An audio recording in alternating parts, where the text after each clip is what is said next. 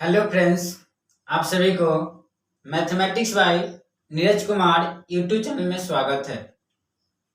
आज हम लोग निर्देशांक ज्यामिति के बारे में पढ़ेंगे। इसके पहले के वीडियो में आप नहीं देखे हैं तो डिस्क्रिप्शन बॉक्स में लिंक दिया गया है, वहां से इसके पहले एक वीडियो आप देख सकते हैं। इसके पहले एक वीडियो में निर्देशांक ज्यामिति होता क्या है, एक्स अक्ष किसको कहते हैं, भुज किसको कहते हैं, कोटि किसको कहते हैं, जितना पॉइंट था ऑब्जेक्टिव टाइप का क्वेश्चन मतलब पहले वीडियो में हम करवा दिए थे। तो ध्यान दीजिएगा, इसके पहले वीडियो आप नहीं देखें तो सबसे पहले इसके पहले वीडियो आप देख लीजिए, तो आपको इस टॉपिक समझने में आसान होगा।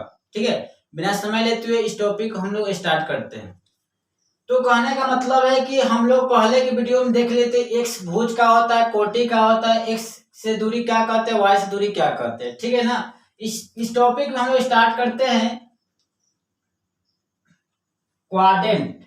ठीक है, इसको कहते हैं एक्स।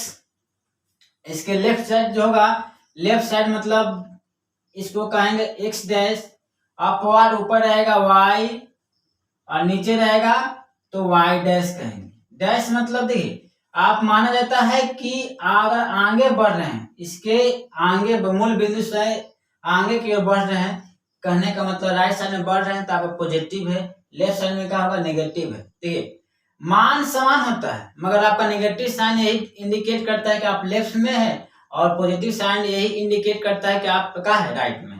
तो यहाँ एक होगा, दो होगा, तीन होगा।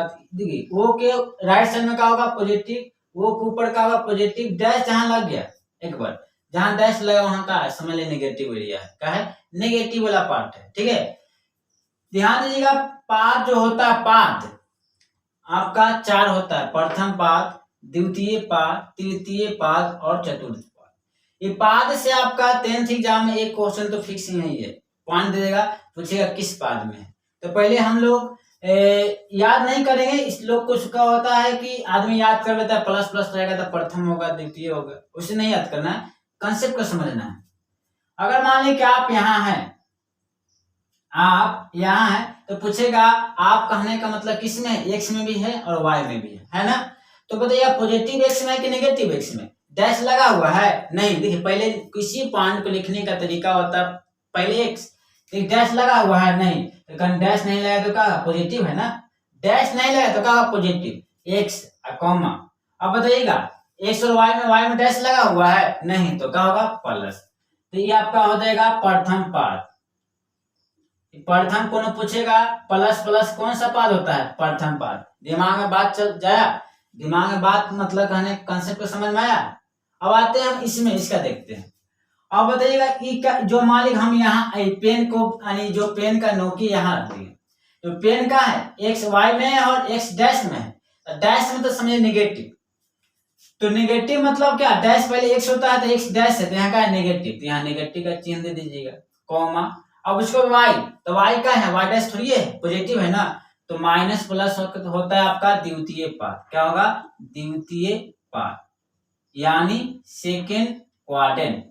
सेकेंड क्वाड्रेंट का आपका चिन्ह होता है माइनस कॉमा प्लस। ठीक है, अब आता है इसमें, तो ये पेन का है, पेन का एक्स डैश में है और वाई डैश में है। तो पहले किसी पॉइंट को लिखने का तरीका होता है, पहले एक्स, तो एक्स डैश है, डैश मतलब क्या होगा, नेगेटिव, डैश मतलब क्या, नेगेटिव। अब वाई डैश भी है, डैश मतलब क्या, नेगेटिव, तो माइनस माइनस होगा तो कौन सा पाद होगा, तृतीय पाद। कौन सा, तृतीय पाद। चतुर्थांश भी कहते हैं, क्या, चतुर्थांश भी कहेंगे, पाद चाहे चतुर्थांश, चतुर्थांश क्वाड्रेंट, तो कोई मतलब एक ही वर्ड है। ठीक है, तृतीय पाद। ठीक है, अब उसके बाद आते हैं हम लोग इसमें, इसमें आते हैं तो बताइएगा इसमें क्या, एक्स है और वाई डैश है, तो एक्स क्या है, पॉजिटिव है, डैश 3 लगा हुआ है, तो प्लस हो जाएगा, और कॉमा वाई डैश तो क्या होगा, माइनस हो जाएगा। तो प्लस माइनस को हम करते हैं फोर्थ क्वाड्रेंट, यानी कहने का मतलब है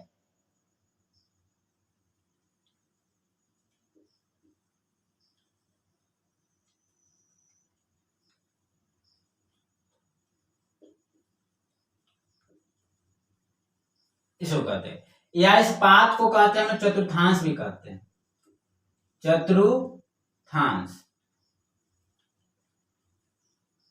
ठीक है, तो पाथ कहे चाहे चतुर्थांश कहे, एक ही वर्ड है। क्वाड्रेंट जिसे इंग्लिश होता है फोर्थ क्वाड्रेंट, फर्स्ट होगा, सेकेंड होगा, थर्ड होगा और क्या होगा, फोर्थ होगा।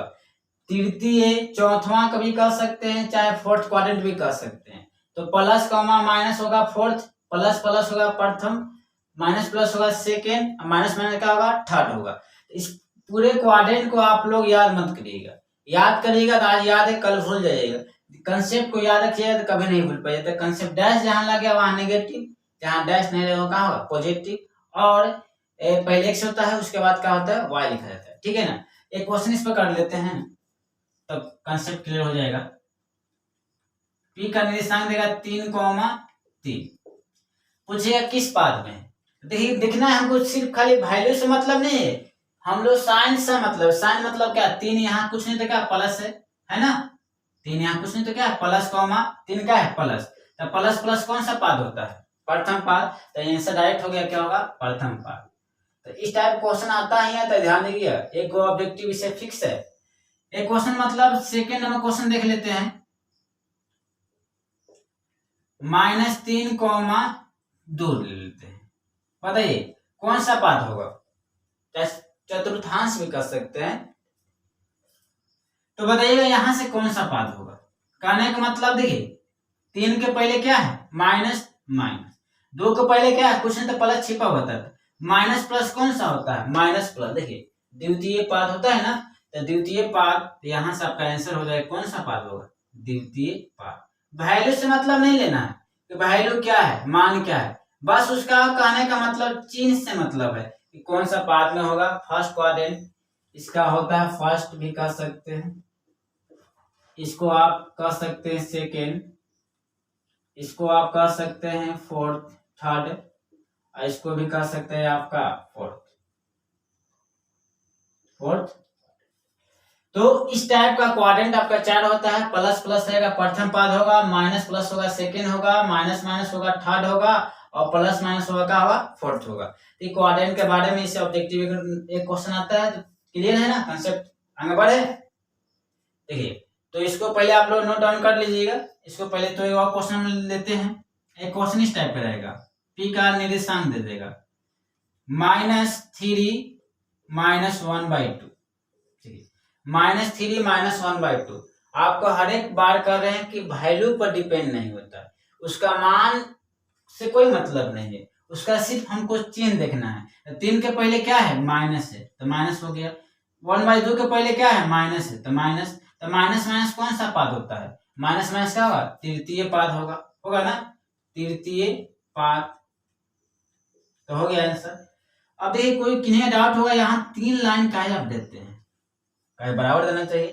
तो ये 3 लाइन बराबर का मतलब होता है, अगर पी के बराबर हम लिख देंगे -3, -1/2, तो यह कहने का मतलब पी का मान -3 भी है और 1 -1/2 है। बराबर मतलब किसी व्यक्ति का मान कहने का मतलब -3 ही हो सकता है इसके बराबर। तो बिंदु को दर्शाने का तरीका होता है, बराबर नहीं लिखिएगा 3 गो लाइन लिखिएगा, कहने 3 कहने का मतलब इस टाइप का लिखिएगा, ठीक है ना। तो बिंदु का भी मतलब बराबर से शो नहीं करिएगा, 3 लाइन लिखना पड़ता है, ठीक ना। तो बिंदु माने पॉइंट को, तो फर्स्ट ऑफ इसको आप लोग लिख लीजिए।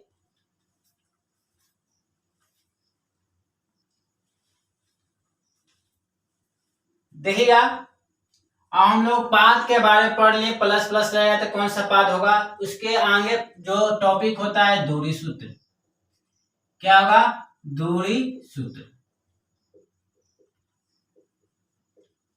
Distance formula.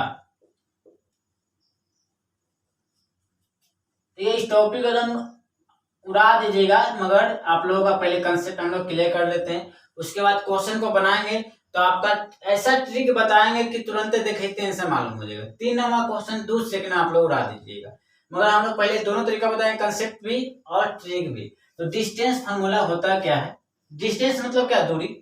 अगर कोई पॉइंट दे देगा, कोई पी पॉइंट है, इसका कोऑर्डिनेट निर्देशांक कितना x1, y1 होगा, और मान ले तो कोई क्यू पॉइंट है x2, कितना y, अब कह देगा यहाँ राम है यहाँ श्याम है, तो राम और श्याम का दूरी ज्ञात करना है। कहने का मतलब यहाँ से यहाँ हम लोगों को पी क्यू ज्ञात करना है ना। क्या ज्ञात करना है? पी क्यू, पी और क्यू की दूरी ज्ञात करना। आपका दोनों पॉइंट का निर्देशांक दिया x1, y1, x2, y2। तो यहां से जो दूरी सूत्र होता है P Q equal to under root x2 minus x1 का होल स्क्वायर। क्या? x2 माइनस x1 का whole square plus y2 minus y1 का होल स्क्वायर। ध्यान दीजिएगा, किन्हीं का मन करता है कि हम x1 माइनस x2 कहाँ लिखें, आपका कोई दिक्कत नहीं है। एक ही बात दिमाग रखिएगा, x अक्ष को घटाइएगा और होल स्क्वायर कर दीजिएगा। x2 में से x1 घटाइए, चाहे x1 में से x2 घटाइए। कोई फॉर्मूला करने का मतलब x2 माइनस x1 भी हो सकता है या x1 माइनस x2 भी हो सकता है। तो x अक्ष के मान को घटा दीजिएगा, घटाने के बाद होल स्क्वायर करिएगा, y अक्ष के मान घटा दीजिएगा, होल स्क्वायर करिएगा, दोनों को जोड़ दीजिएगा। ये आपका पी क्यू का फॉर्मूला आ गया। अगर मान लेते हैं अगर क्यू मूल बिंदु हो जाए, क्यू का हो जाए मूल बिंदु, कहने का मतलब मूल बिंदु का निर्देशांक क्या होता है बताइए? न दूरी का, तो 0,0। इसका तरीका बताइए, याद करने का तरीका। बिंदु का हो जाए, क्यू का होगा मूल बिंदु हो जाए, तो दूरी सूत्र क्या हो जाएगा? मूल बिंदु माने का क्यू का मान कितना है? x2, x1 है। तो यहां से बताइएगा x का मान यहाँ से x2 का मान, पहले x का मान होता है, तो यहाँ x2 का मान कितना होगा? 0। और y1 का मान क्या? y2 का मान कितना है? क्योंकि q का मान कितना है? x2, y2। यहाँ q को मान लेते हैं क्या? 0। तो x2 का मान 0 होगा, y2 का मान कितना हो जाएगा? 0 हो जाएगा। तो आपका दूरी सूत्र क्या निकल गया? पी क्यू अंडर रूट, जहां जहां x2 है क्या रखिएगा? 0, 0 माइनस x1 का होल स्क्वायर, और यहां से y2 का मान कितना है? 0, 0 माइनस y1 का होल स्क्वायर। अगर समझ में आता है तो कमेंट बॉक्स में आप लोग कमेंट कर सकते हैं, क्वेश्चन पूछ सकते हैं।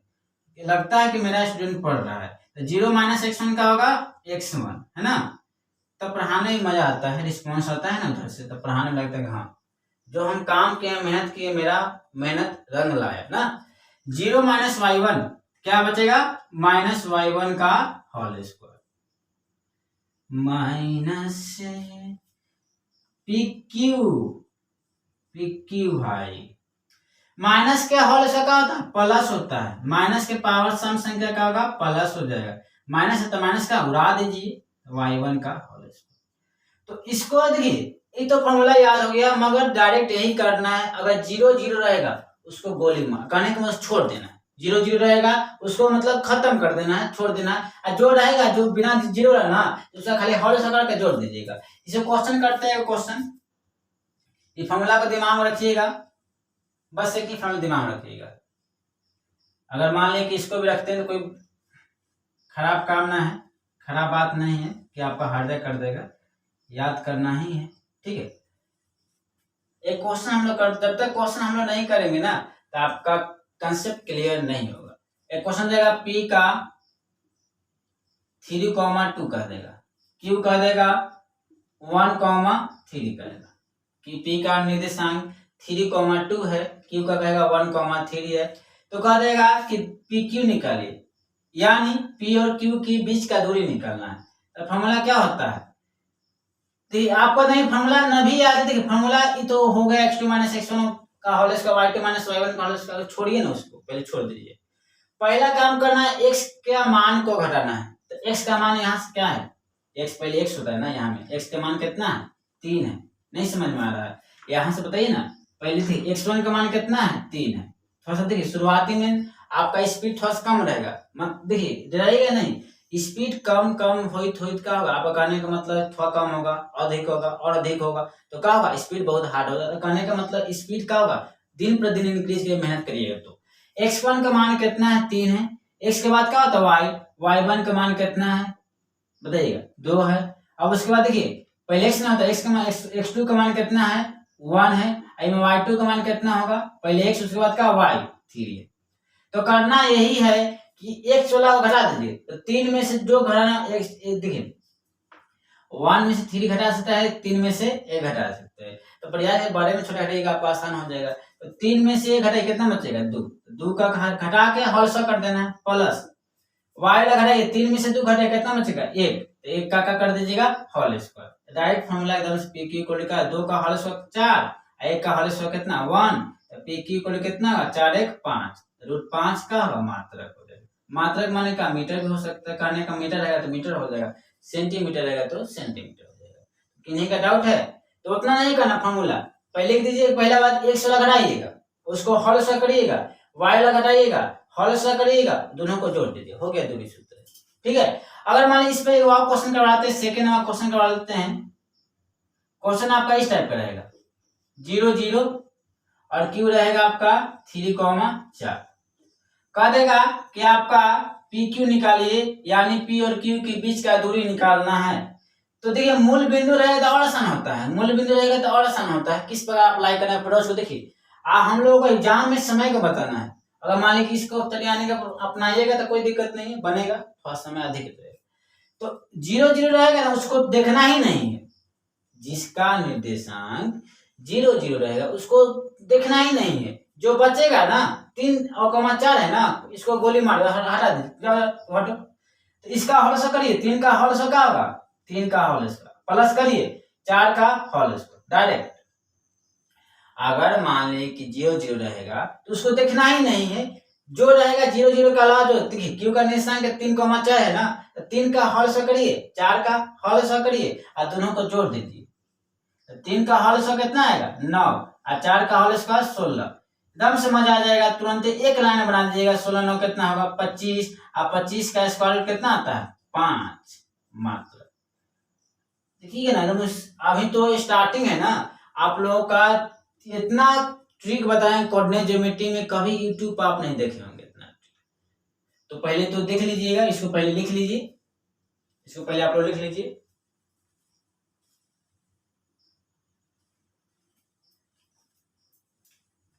देखिए हम लोग दूरी सूत्र पढ़ लिए ना, अब हम लोग आते हैं संरेखीय।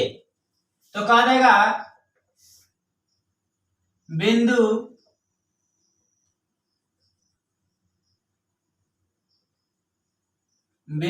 P Q और R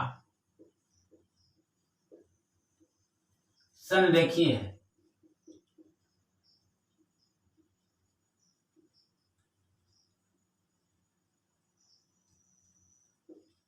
संरेखीय का इंग्लिश होता है कोलिनियर। देखिए नाम ही है कोलिनियर, कुछ तो वर्ड में इंग्लिश में समझ नहीं आता है, कोलिनियर संरेखीय का आपका होता है। संरेखीय कहने का मतलब है कोलिनियर, को माने का होता है समान, को माने समझिए समान, इंग्लिश का वर्ड है को, आपका प्रीफिक्स है, सॉरी प्रीफिक्स है, प्रीफिक्स, हाँ प्रीफिक्स है। को माने का उपसर्ग पढ़े ना, जो किसी शब्द के पहले लगता है तो उसका अर्थ चेंज होता है, उसे कहते हैं उपसर्ग प्रीफिक्स। तो को माने का होता है समान, और लिनियर माने का होता है लाइन। अगर तीनों लाइन, तीनों बिंदु एक ही लाइन पर हो, तीनों बिंदु का हो एक ही लाइन पर हो, उस बिंदु को कहते हैं हम लोग कोलिनियर बिंदु, कोलिनियर पॉइंट यानी संरेखीय बिंदु। P भी का हो यहाँ हो, Q का हो यहाँ हो, और क्या हो R भी यहाँ। कहने का मतलब 3 या 3 से अधिक बिंदु अगर एक ही रेखा पर स्थित होगा तो उस बिंदु को हम लोग कहते हैं संरेखीय बिंदु। समझ में आया? तो संरेखीय कहता है, क्वेश्चन में 10th एग्जाम में क्या होगा, कहेगा प्रूव करे कि संरेखीय है, कोलिनियर है। तो कोलिनियर मतलब कह सकते हैं यहाँ से यहाँ की दूरी, P से Q की दूरी, Q से R की दूरी इक्वल टू P से R की दूरी होगा। अगर मान लेते हैं संरेखीय रहेगा सर, तो बताइए P से Q की दूरी PQ, Q से R की दूरी QR, और दोनों को जोड़िएगा तो कहने का पूरा लंबाई मिल जाएगा ना। नहीं समझ, एग्जाम्पल देखिए, ये पेन का खोपा है, इसको लगा दिए, यहाँ खोपा का लंबाई और यहाँ से यहाँ का लंबाई जोड़ेंगे तो पूरा पेन का लंबाई मिल जाएगा। तो यहाँ की दूरी, यहाँ से यहाँ की दूरी जोड़िएगा तो पूरा दूरी मिल जाएगा। तो संरेखीय माने प्रूव कर देना है, कर रहेगा संरेखीय है तो PQ plus PQ plus QR equal to, अगर पी आर आ जाता है, पी आर आ जाएगा तो क्या होगा, तीनों पी और क्यू का हो जाएगा संरेखीय होगा। इसको सीधा में लिख दीजिए, पी आर इक्वल टू कितना, P Q plus Q R. अगर इस कंडीशन को जो शो करता है तो तीनों पॉइंट का होगा, संरेखीय होगा। क्या होगा, संरेखीय हो गया। ठीक है, तो इस टाइप का क्वेश्चन मतलब आपका इस कंडीशन को शो करेगा तो क्या होगा, संरेखीय होगा। उसके बाद हम लोग कह देगा 3 को पॉइंट दे देगा, 3 पॉइंट से क्या क्या बन सकता है प्रूव कर देना, कहेगा समकोण त्रिभुज प्रूव करिए, चाहे समबाहु त्रिभुज प्रूव करिए, चाहे समद्विबाहु त्रिभुज प्रूव करना है। तो 3 को बिंदु दिया हुआ हो तो 3 बिंदु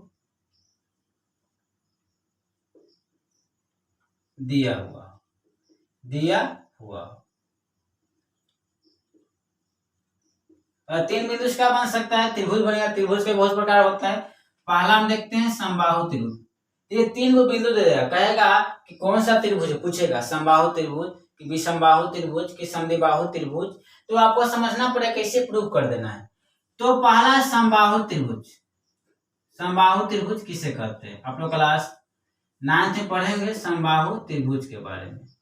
इक्विलेटरल ट्रायंगल, देखिए नाम से है, कोई भी डिफिनेशन का अगर नेम आधा परिभाषा उसका नाम ही छिपा रहता है। सम माने का बराबर, बाहु माने का भुजा, जिसकी त्रिभुज का तीनों भुजा होगा, जिसकी तीनों भुजा का हो बराबर हो। अगर तीनों भुजा का लंबाई समान आ जाएगा तो प्रूव हो गया समबाहु त्रिभुज होगा।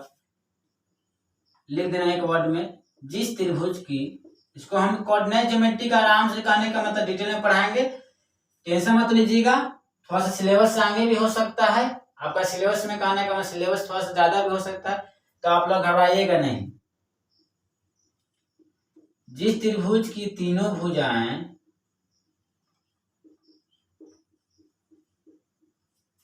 बराबर हो, जिस त्रिभुज का तीनों भुजा का होगा बराबर होगा उसे कहते हैं समबाहु त्रिभुज। सेकंड में आता है समद्विबाहु,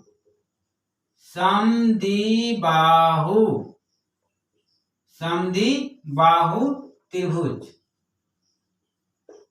इसका होता है, इंग्लिश होता है आइसोसेलस, इसका होता है इक्विलेटरल। समद्वि नाम है, सम माने का बराबर, द्वि माने दो, बाहु माने भुजा, इसकी दो भुजा का बराबर हो, लिख देना है। जिस त्रिभुज की, अगर इसमें नहीं मालूम रहेगा तो क्वेश्चन नहीं बन पाएगा।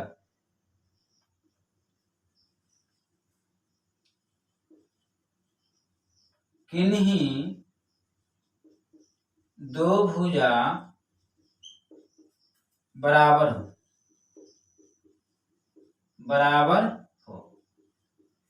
दो भुजा बराबर होगा, कोई दो भुजा बराबर होगा तो कौन सा त्रिभुज होगा, समद्विबाहु त्रिभुज। तीसरा है विषमबाहु, विषमबाहु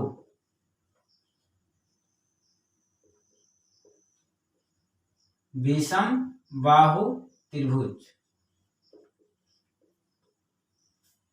तो लिखना है विषम मतलब क्या, कि नहीं कोई भुजा का बराबर नहीं हो, यानी का all sides are not equal. तो जिस त्रिभुज की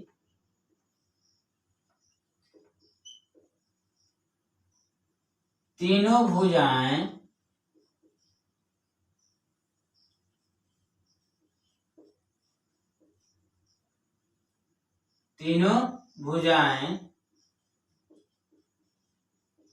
बराबर न हो, यानी कोई भुजा बराबर ना हो, उसे कहते हैं विषम बाहु त्रिभुज। चौथा में है समकोण त्रिभुज, ध्यान दीजिएगा।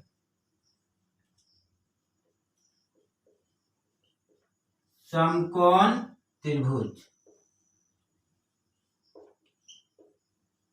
समकोण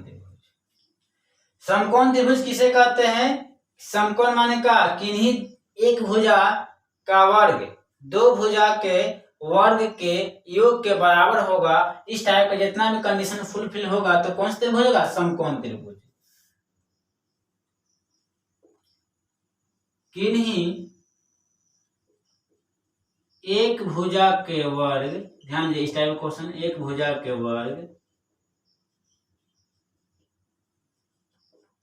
दो भुजा के दो भुजाओं के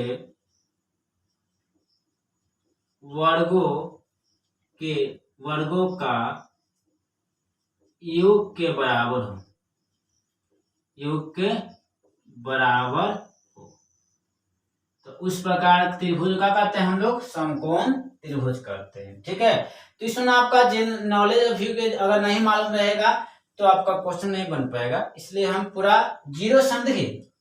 आपको हम निर्देशांक ज्यामिति को फीलिंग देना चाहते हैं, समझना चाहते हैं कि निर्देशांक ज्यामिति होता क्या है, इसलिए जीरो से हम लोग हाई लेवल तक क्वेश्चन को सोल्व करेंगे। ठीक है ना, इसलिए थोड़ा सा आपका अधिक समय लग सकता है, मगर इसके बाद आपका कहने की निर्देशांक ज्यामिति अपना हो जाएगा। पराया पहले था ना, आपको अपना हो जाएगा। ठीक है ना, तो इसको पहले आप लोग लिख लीजिएगा।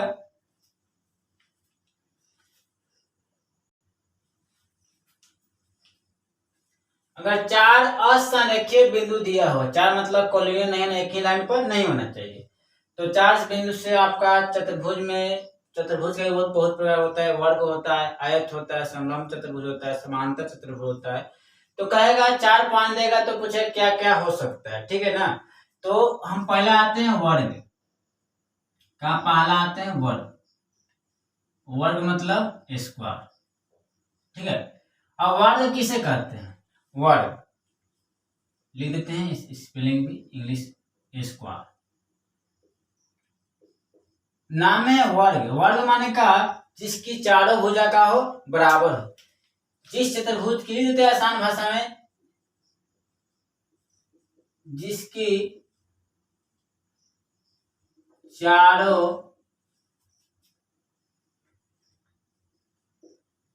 भुजाएं बराबर, चतुर्भुज लिख सकते हैं, जिसकी चारों भुजा का हो बराबर हो, और ध्यान दीजिएगा, और विकर्ण, और विकर्ण भी बराबर हो। ये दोनों पॉइंट ध्यान रखिए। अगर चार भुजा बराबर होगा तो नहीं कह सकते कि आपका वर्ग है, विकर्ण में कहना चाहिए, बराबर होना चाहिए। अगर चार भुजा बराबर होता है, समलंब माने का आपका क्या कहते हैं, सम चतुर्भुज का भी चारों भुजा बराबर होता है, मगर उसका विकर्ण बराबर नहीं होता है। सेकंड होता है आपका आयत, आयत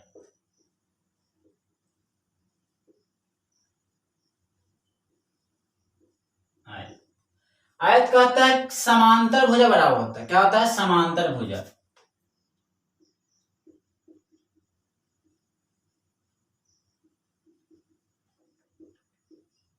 जिसकी समांतर भुजाएं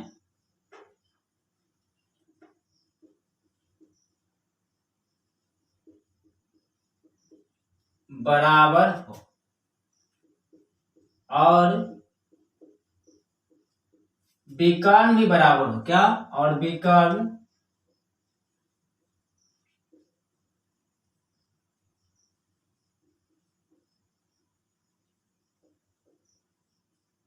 बराबर हो।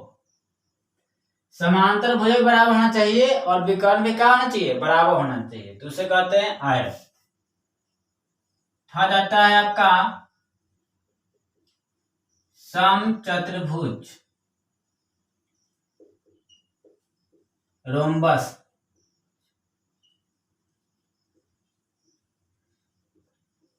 सम चतुर्भुज, सम माने का बराबर, चतुर्भुज माने चार भुजा, या ऐसे भी याद कर सकते हैं, जिसकी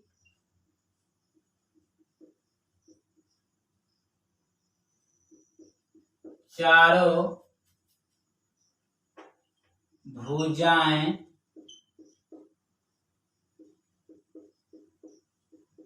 बराबर हो, इसकी चारों भुजाएं बराबर हो, लेकिन विकर्ण बराबर नहीं होता है। बराबर नहीं होता है। तो लोग यहाँ कहेंगे 4 भुजा निकालिएगा तो ये नहीं कह सकते कि आपका सम चतुर्भुज होगा कि वर्ग होगा। विकर्ण से डिसाइड होगा कि सम चतुर्भुज होगा कि आपका वर्ग होगा, क्योंकि इसका विकर्ण बराबर नहीं होता है। इसका विकर्ण कहाँ होगा? बराबर होता है, इसका विकर्ण बराबर नहीं होगा। इसका भुजा का होता है? बराबर होता है। दोनों का संग तो भुजा तेकरो बराबर होता है, मगर इसका विकर्ण बराबर नहीं होता है। ध्यान रखिएगा। समांतर चतुर्भुज, समांतर चतुर्भुज, पैरेललोग्राम,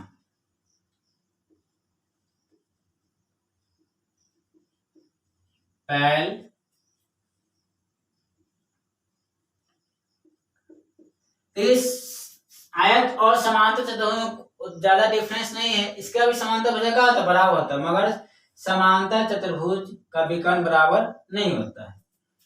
तो जिसकी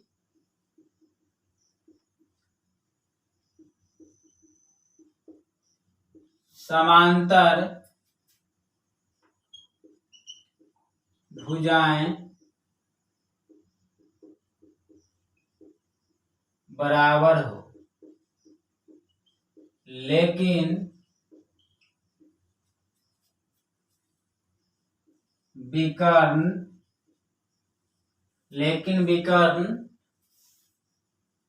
बराबर नहीं हो। विकर्ण से क्या होता है? बराबर नहीं होता है। पचमा आपका है समलंब चतुर्भुज, समलंब चतुर्भुज, ट्रेपीजियम।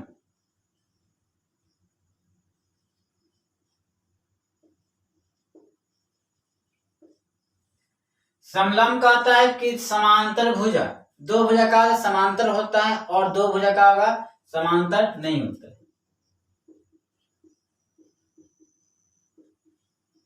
जिसकी दो भुजाएं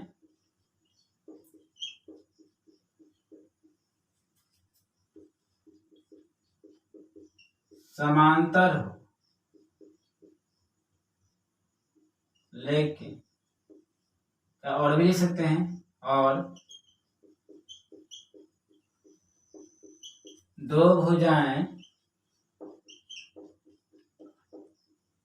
समांतर नहीं।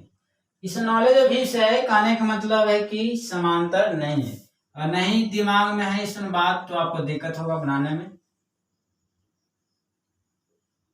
ठीक ना। इसमें पानी इतना नहीं पढ़ना है, मगर पढ़िए तो पूरा 0 से लेके एक मतलब लेवल तक पढ़िए। अब कहला 80% पढ़ ही रहे तो 20% क्या छोड़ेंगे? पूरा पढ़ लीजिए ना, इसको लिख लीजिएगा।